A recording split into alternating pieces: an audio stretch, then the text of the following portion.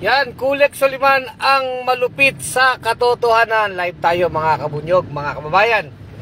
Habang tayo'y bumabiyahe. Congratulations po kay General Nick Toro tuloy. Nicolas Torre III. Sobrang excited ko kaya sabi ko Toro.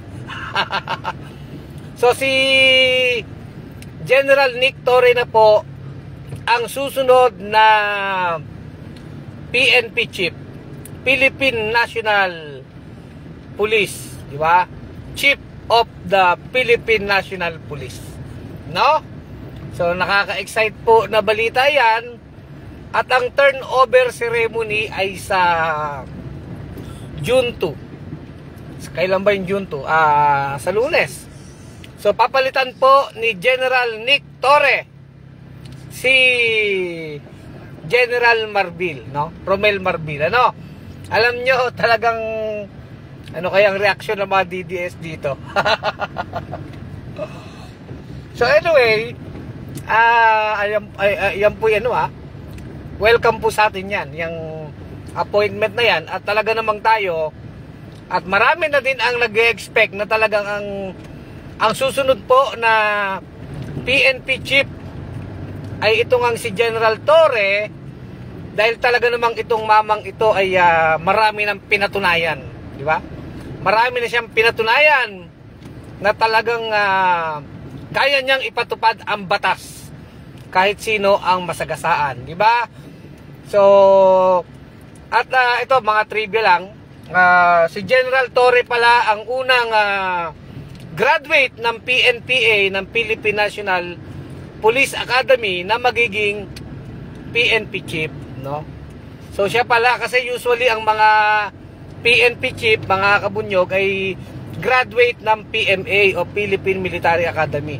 So unang beses na isang graduate ng PNPA ang magiging PNP chief. So yun. At ito pala talagang si General Torre ay batang Mindanao pala ito. Pinanganak ito sa Hulo, Sulu, no? So saludo sa iyo, General Torre. So reaksyon ng mga DDS, ano ba reaksyon? Sabi kasi ng mga DDS, kamukha daw ni Diwata. Maraming meme si General Torre, pine-fake news pa nga ng mga DDS. Pero yan na nga po, si General Nick Torre III na po ang susunod na PNP chief, no? O ngayon, ano bang implication nito sa Philippine National Police? Siyempre, ako, sa aking opinion po, sa mga pinakitang kahusayan ni General Nick Torre, ay talaga namang sa tingin ko po ay maiaangat niya ang prestige at karangalan at pangalan po ng Philippine National Police. Diba, kailangan kasi ang isang organisasyon, matino ang leader. Follow the leader yun diba? Siyempre, kung bulok yung pinuno, nagiging bulok ang mga tagasunod. Pero kung ang pinuno ay isang magandang halimbawa, isang modelo ng integridad, ng karangalan, ng matapang at matapat na pagsunod sa kanyang obligasyon, diba? Pagtupad sa kanyang obligasyon, kung siya ay isang magandang modelo, ay magiging maayos din ang kanyang mga tagasunod o nasasakupan. Yan po si General Nick Torre. So, ano ba yung matinding mga credential ni General Nick Torre? Yung mga talagang tumatak, tumatak sa isipan ng mga Pilipino. Una po, yung kanyang ginawang pag-aresto dito kay son of God daw, may-ari ng universe na si Apollo Kibuloy, no? Ginalugad po ni General Nick Torre itong lungga ni Kibuloy para siya ay maaresto. Matindi po yan dahil best friend ni Duterte yan at talagang pinoprotektahan ni Duterte, pero hindi natakot si General Nick Torre na ipatupad yung warrant of arrest. Sa kabila na talagang matindi po ang ginawang pagbangga sa kanya ng mga DDS. Tinotrolls talaga siya sa social media, At alam naman natin, politically, talagang mabigat yung laban niya dyan sa Davao.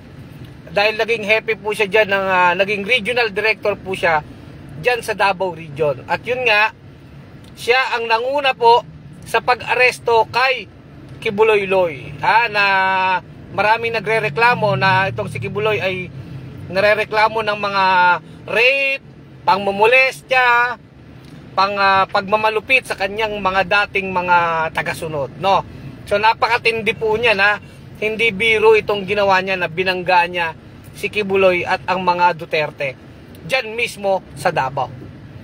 At ang pangalawang talagang tumatakbo na ginawa ni General Nick Torre ay nang kanyang arestuhin si Mayor Gongdi, di ba? Mismong si Rodrigo Mangkanor Duterte ay inaresto po ni General Nick Torre. Wala pong takot 'yun.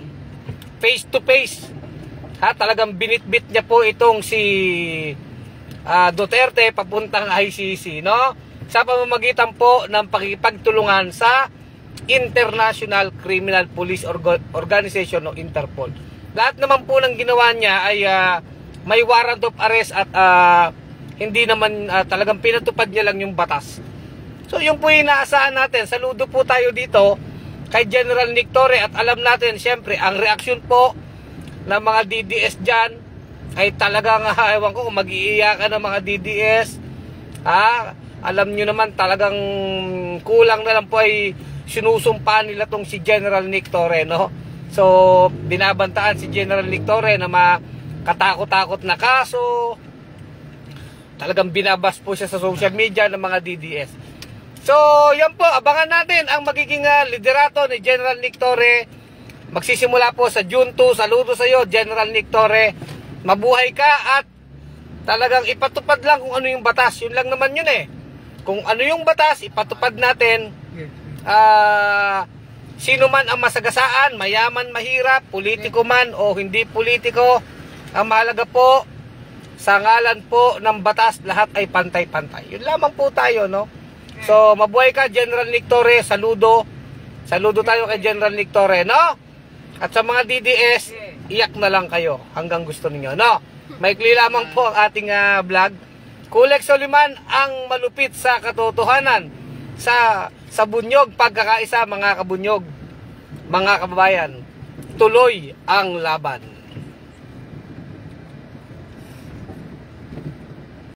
Bunyog, bunyog, halikan na kasama ka. Bunyog, kapag buklod ay may pag-asa. Luzon, Visayas, Mindanao, isa ang pananaw. Sa bagong Pilipinas ang bunyog isisigaw. Bunyog, bunyog.